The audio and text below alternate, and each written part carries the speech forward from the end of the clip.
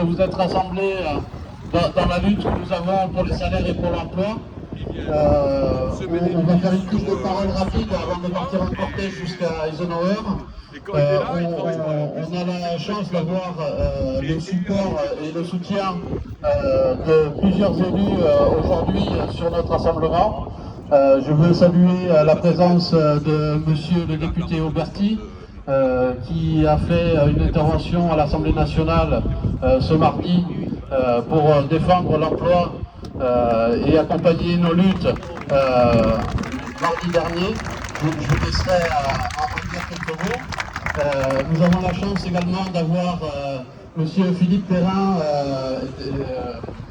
élu à la commune de Toulouse. On est presque la capitale en fait, ça va pas tarder. Hein. Si vous retournez la carte, vous regardez, on est bien positionné ça.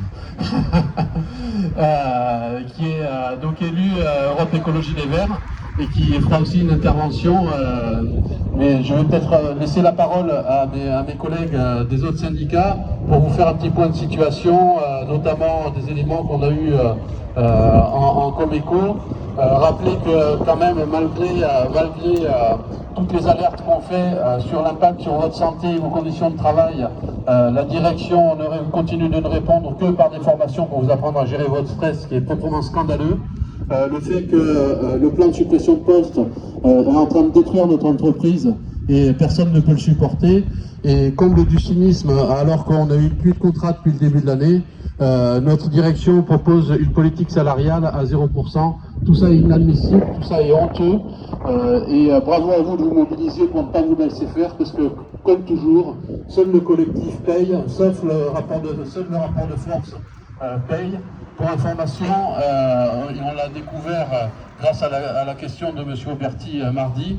Le PDG du groupe Thales a été convoqué par le Premier ministre et le Président de la République pour rendre des comptes. Donc aujourd'hui, il a la pression. C'est le moment de continuer. Enfin, il ne faut surtout pas lâcher et continuer à monter le rapport de force, parce que la pression aujourd'hui, nous on l'a depuis des mois, mais notre PDG du groupe commence enfin à l'avoir. Et je suis convaincu qu'on va enfin obtenir des choses par nos actions et pas parce qu'ils veulent nous faire plaisir. Voilà, je passe la parole à mes camarades et puis après on passera la parole aux élus qui sont venus en soutien. Ouais, bonjour. Encore une fois, merci d'être. Enfin, félicitations à vous de vous mobiliser, surtout vu les conditions climatiques. Pour une fois, les copains de Météo France n'ont pas pu faire grand-chose. Mais voilà, donc félicitations à vous d'être présents. Sur les salaires, je tiens à vous rassurer, l'ensemble du groupe reste mobilisé. On va rejoindre les copains d'AVS à mi-chemin, parce que eux aussi, malgré des résultats, excellents, ils ont une augmentation qui leur est proposée. Attention le camion. Qui leur est proposée, laissez passer quand même, qui leur est proposée, qui est à peine au-dessus de l'inflation. Donc quand la direction nous explique qu'à TAS c'est 0% parce que la société va mal, ça pourrait se comprendre peut-être éventuellement si on était vraiment très souple.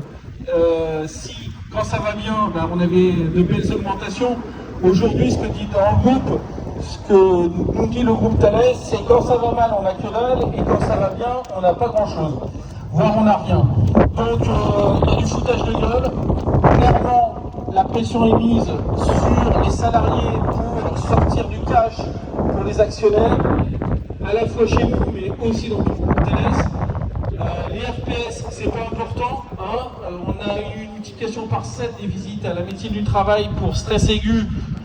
Eh ben, c'est pas grave. Non, mais c'est les salariés qui savent pas gérer leur stress. Hein, on va leur apprendre. Mais par contre, faire une CCA, vous savez, la commission de suivi de la GAE à Toulouse, parce que c'est quand même le siège social de TAS France, et ben ces messieurs de la direction ne veulent pas parce qu'ils ont un peu peur de ce qui pourrait se passer. Donc le courage managérial, mais eux, ils n'en ont pas du tout. Donc félicitations à vous d'avoir le courage de sortir, d'avoir le courage de manifester. Il y en a au moins quelques-uns dans cette boîte qui ont du courage, mais ce n'est pas les LR12. Voilà.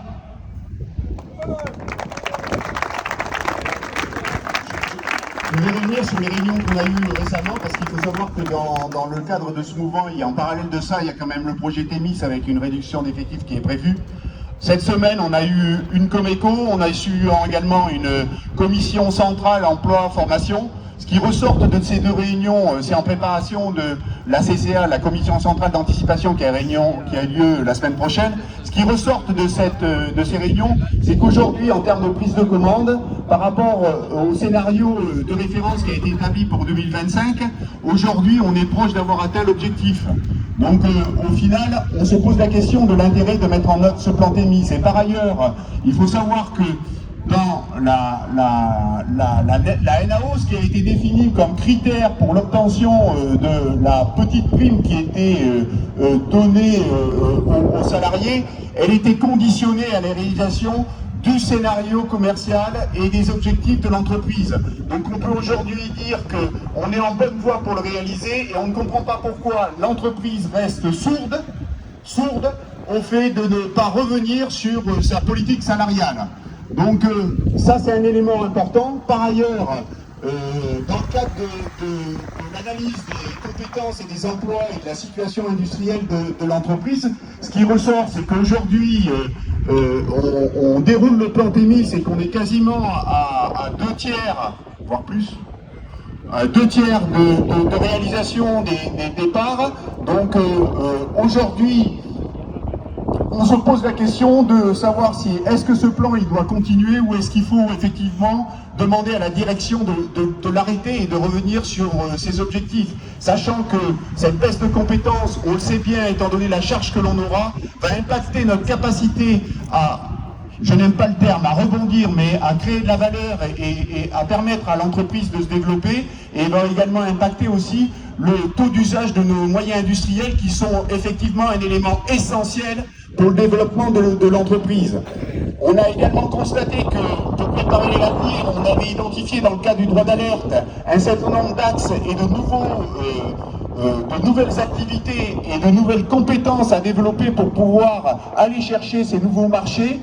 Le constat, c'est qu'aujourd'hui, ce sujet, il n'est pas abordé et qu'il n'est pas traité. Donc on se pose également la question de qu'est-ce qui se cache derrière toutes ces actions du groupe? Est-ce qu'il y a réellement une volonté de développer l'activité spatiale en France?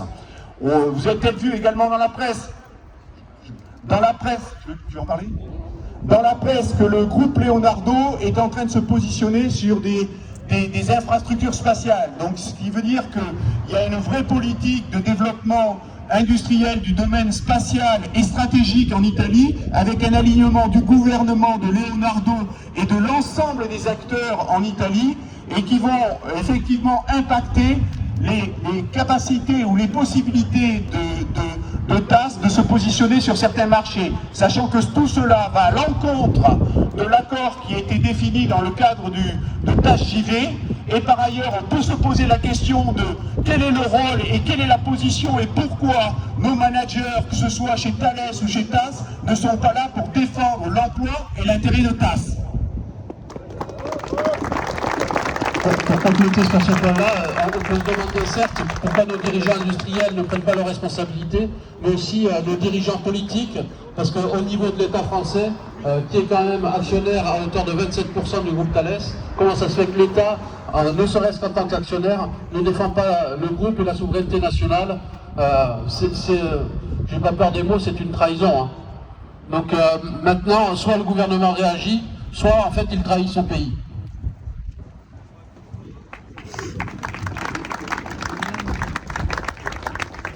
Bonjour à toutes et tous, en tout cas merci d'être là contre vents et marées, en tout cas, il n'y a pas la marée mais en tout cas il y a beaucoup de vent. Je ne vais pas refaire tout ce qu'ont fait mes collègues parce qu'ils ont été très persuasifs je pense. Juste deux petits mots par rapport à la conjoncture internationale. Aujourd'hui on parle du carnet de commandes et de ses projections. Le fait qu'aujourd'hui aux États-Unis il y ait, voilà, vous savez qui, M. Trump, fait que géopolitiquement et stratégiquement, on va parler par exemple de GISAT, les acteurs japonais ou d'autres acteurs qui achètent des satellites, et bien, ils se retournent vers nous au lieu d'aller voir les Américains. Donc il y a des vraies opportunités à saisir, des vraies opportunités. Et si aujourd'hui on casse l'outil industriel, si on est là aujourd'hui, c'est l'outil industriel, et de la bonne rémunération au travail que l'on fait et qu'on doit fournir, parce qu'on est les meilleurs du monde. Et ça, il faut qu'on le continue, il faut qu'on soit persuasif et qu'on y croit. Et nous, on y croit. Et c'est pour ça que les politiques qui sont là, ils y croient aussi. Donc je ne vais pas être très long, mais là je vais m'arrêter là-dessus. Après, autre point aussi, le médecin du travail, il a levé une alerte contre les risques psychosociaux. Aujourd'hui, on y est, il y a une réunion qui est actuellement en cours pour défendre l'intérêt et la santé des salariés, de vous tous. Et aujourd'hui, chacun d'entre vous doit aller voir ce manager ou son manager doit venir vous voir pour vous savoir si votre charge de travail, elle est bien en adéquation. C'est-à-dire que vous pouvez faire votre travail, mais pas en surcharge. Pensez à votre santé. Si j'ai un message, c'est pensez à votre santé. On pense à vos salaires, à vos emplois, mais pensez à votre santé. Allez, on y va, journée d'action, on continue. Pardon. On passe